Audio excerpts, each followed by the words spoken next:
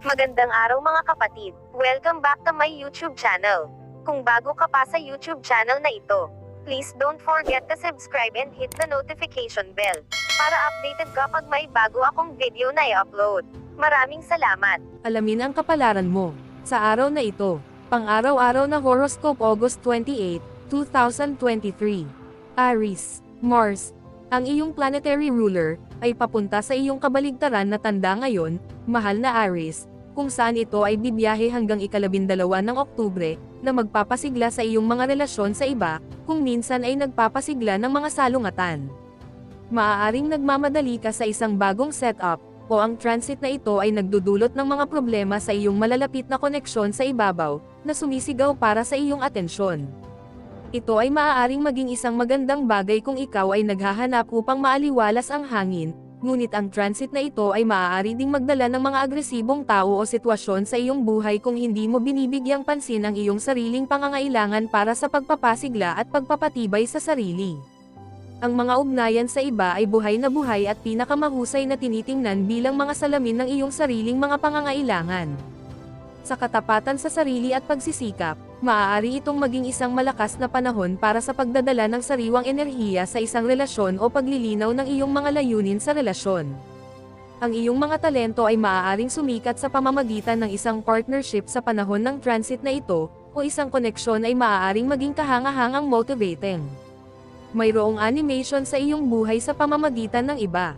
Ang cycle na ito ay tungkol sa kung saan at kung paano mo ididirekta ang iyong enerhiya, motibasyon, at paninindigan, at mariing binibigyang diin nito ang pagtutulungan o pagpapares upang magawa ang mga bagay-bagay. Lucky number for the day, 8. Lucky colors for the day, green at pink. Taurus, sisimulan ng maapoy, kumpiyansa, mapagkompetensyang Mars ang paglipat nito sa iyong trabaho at sektor ng kalusugan ngayon, mahal na Taurus. Hanggang sa ika-12 ng Oktubre, nasisiyahan ka sa mas mataas na pagganyak, lakas, at tapang para sa iyong trabaho, pang-araw-araw na buhay, mga gawain, o mga gawaing pangkalusugan. Maaaring magkaroon ng higit na pagiging mapagkumpetensya o kawalan ng pasensya kapag nakikitungo sa iyong mga nakagawian, trabaho, o mga gawaing bahay, na maaaring maging motivating o nakakadismaya, at marahil ay medyo pareho. Makakatulong ang pagtatatag ng mas malayang bilis, kung kaya mo itong pamahalaan. Maaaring kailanganin mo ng karagdagang pagpapasigla o nais mong mag-pioneer sa isang bagay at gawin ang iyong sariling paraan sa iyong trabaho o mga gawaing pangkalusugan.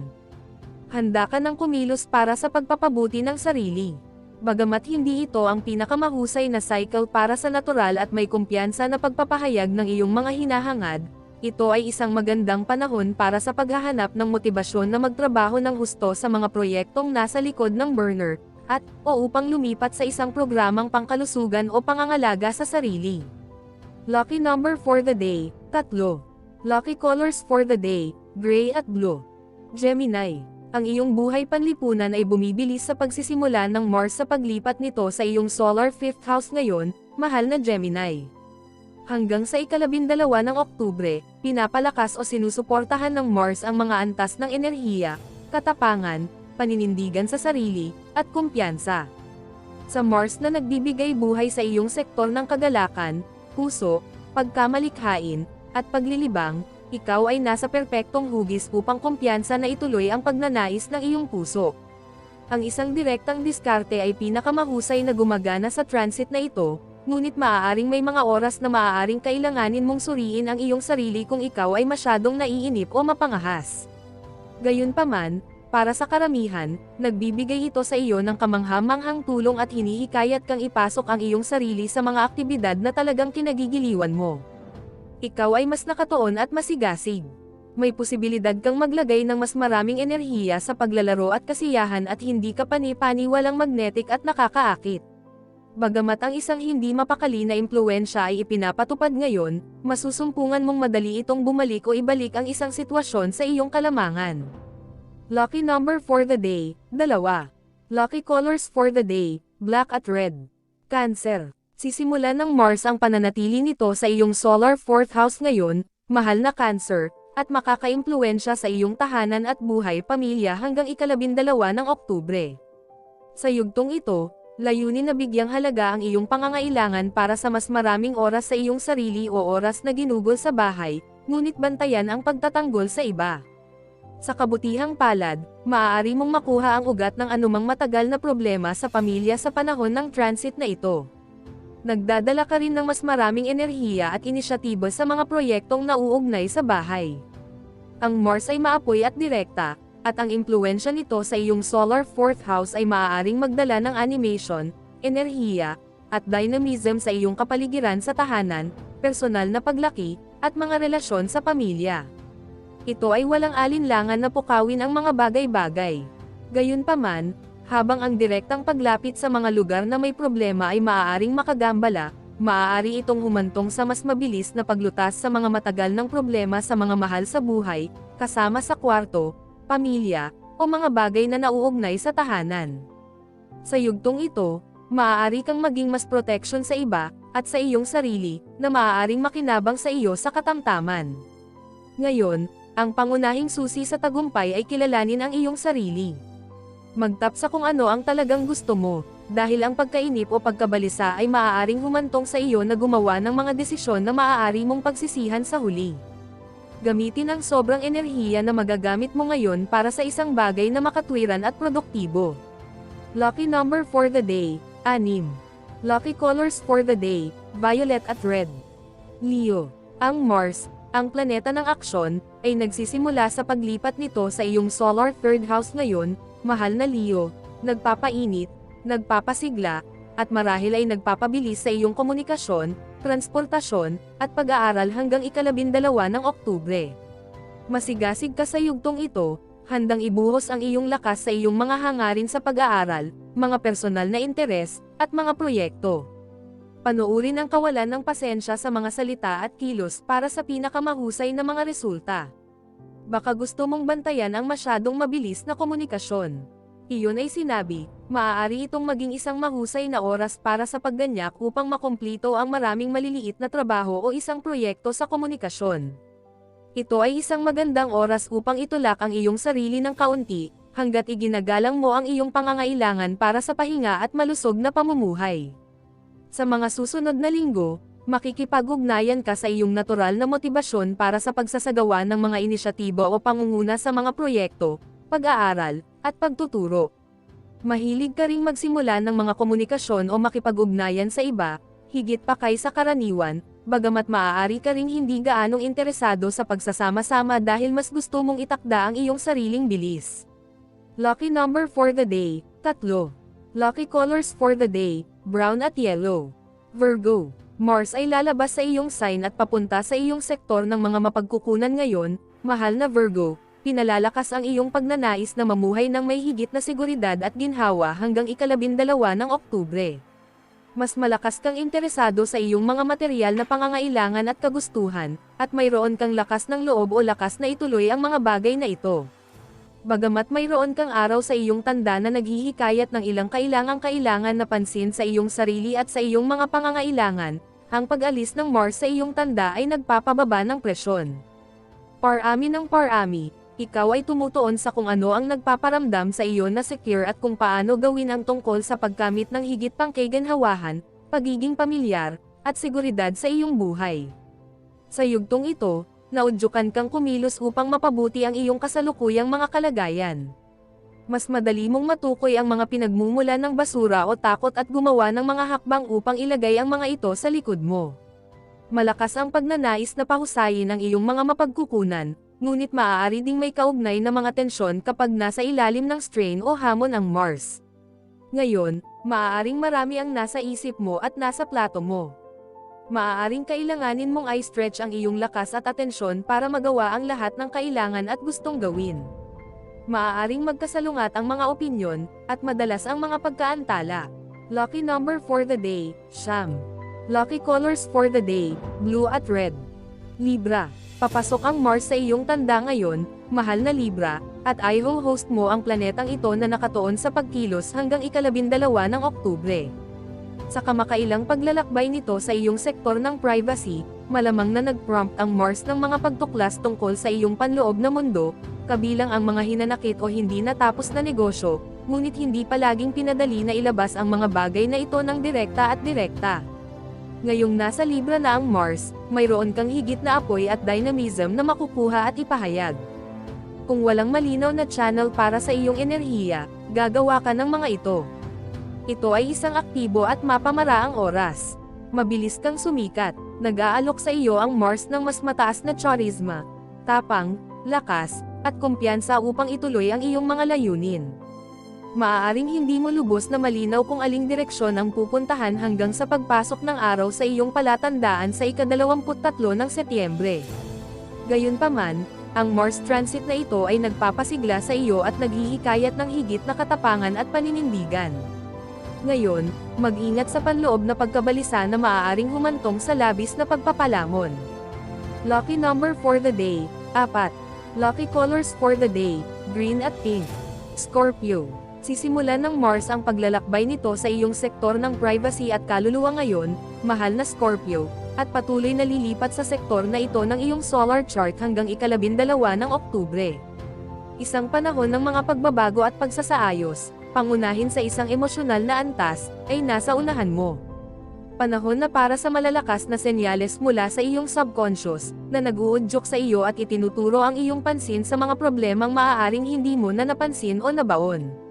Maaari kang maging medyo mas masigla habang ang iyong mga prioridad ay bumabasa sa paligid, ngunit ang pag-redirect ng iyong mga enerhiya sa pagtali ng maluwag na mga dulo ay maaaring gumawa ng mga kababalaghan para sa iyong kalooban. Nasa isang recuperative cycle ka hanggang sa pumasok ang Mars sa iyong sign sa ika-12 ng Oktubre. Sa ilalim na ngayon ng Mars sa iyong solar chart, maaaring magkaroon ng mahalagang aktibidad sa likod ng mga eksena sa mga susunod na linggo. Ang transit na ito ay nagdudulot ng higit na atensyon sa mga bagay na tumakbo na sa kanilang kurso o kailangang magbago ng malaki bago ka sumulong.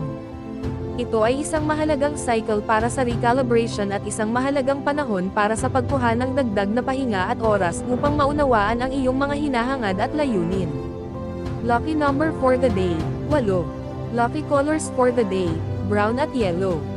Sagittarius. Papasok ang Mars sa iyong sektor ng lipunan ngayon para sa isang pananatili hanggang ika-12 ng Oktubre, mahal na Sagittarius, na nagdadala ng mas malinaw na enerhiya para sa pagsusulong ng iyong mga plano at pagsunod sa gusto mo. Maaari itong maging isang kaaya-ayang panahon sa hinaharap kapag hinihiling ka sa lipunan, at maaari rin itong maging isang panahon kung kailan lalo kang naudyukan na lumikha ng mga bagong pangmatagalang plano at maging ng isang bagong negosyo. Maaari kang aktibong magtanim ng mga buto para sa mga proyekto sa hinaharap o mag-eksperimento sa iyong maraming mga pagpipilian. Ang siglang hatid ng Mars energies sa mga pagkakaibigan simula ngayon ay maaaring maging malugod sa iyong buhay. Iniiwan nito ang iyong sektor ng karera at katayuan, na binabawasan ang presyon sa mga departamento ng buhay na ito. Ang transit na ito ay nagpapasigla at hinihikayat ka sa iyong mga kagustuhan, pag-asa, adhikain, mithiin, komunidad, kaibigan, at grupo. Maaari kang gumawa ng inisyatiba sa lipunan o magtrabaho ng masigasig tungo sa mga itinatangi na layunin o pangarap. Ang paggigiit sa iyong sarili ay mas komportable at natural. Panuurin, gayunpaman, para sa antas ng drama na tumaas ng masyadong mataas. Ang mga problema sa mga kaibigan o grupo ay maaaring lumitaw kapag ang Mars ay nasa ilalim ng stress dito, ngunit ito ay maaaring makatulong na mailabas ang mga lugar na may problema upang mahawakan. Lucky number for the day, 4. Lucky colors for the day, pink at violet. Capricorn. Sisimulan ng Mars ang paglalakbay nito sa sektor ng iyong karera at reputasyon ngayon, mahal na Capricorn, kung saan ito lilipat hanggang ika-12 ng Oktubre. Isa ito sa mas ambisyosong mga transit sa Mars kapag gusto mong magkaroon ng mga bagay na tumatakbo sa iyong paraan. Maaari itong magdala ng bagong enerhiya at motibasyon sa iyong propesyonal na buhay, ngunit maaari rin itong pukawin ang salungatan sa mga amo o magulang sa ilang mga kaso. Maaari kang manood ng isang confrontational o defensive na paraan kung saan hinahamon ngayon ng Mars ang iyong sign, ngunit kung may tunay na pangangailangan na ay clear ang hangin, maaari kang magkaroon ng higit na lakas ng loob na gawin ito ngayon. Propesyonal man ito o personal, malamang na magkaroon ka ng mas mataas na pagnanais na magpatuloy. Dahil mas hilig mong mag-shortcut, maaaring may ilang pagkakamaling kalabanan, ngunit kung may pagtitiyaga, ito ay maaaring maging isang mahalagang oras para talagang magawa ang mga bagay-bagay. Ikaw ay bubuo ng momentum at mas buong pusong ituloy ang iyong karera at mga layunin sa landas sa buhay sa panahon ng siklong ito. Lucky number for the day, 3. Lucky colors for the day, blue at white. Aquarius. Ang Mars ay patungo sa iyong sektor ng espiritu ngayon, mahal na Aquarius, at ikaw ay lumiliko sa isang sulok na may lakas at kumpiyansa. Sa panahon ng cycle na ito hanggang ika-12 ng Oktubre, ito ay isang mahusay na oras para sa pag-alis sa mga nakagawiyang gawain at mas lubos na magsaya sa iyong sarili. Ang mga bagong pakikipagsapalaran at karanasan ay maaaring biglang mukhang kanais-nais, at maaari kang maging mas madamdamin tungkol sa iyong mga ideya sa mga susunod na linggo. Kung ang buhay ay nakakaramdam ng kaunting lipos kamakailan, ito ang pagpapalakas o muling pagpapasigla na kailangan mo. Sa pangkalahatan, ang iyong mga pagsusumikap at pagkilos ay nararamdaman na sinusuportahan ng iba at ng universo.